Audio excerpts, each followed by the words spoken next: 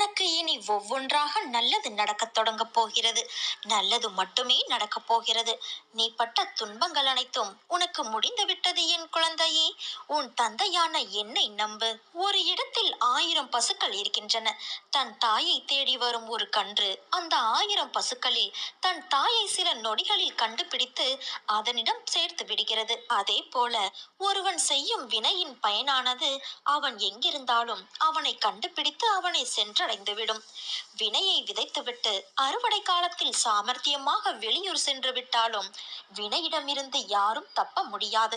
வினையை விதைத்தால் வினையை அறுவடை செய்தே ஆக வேண்டும்.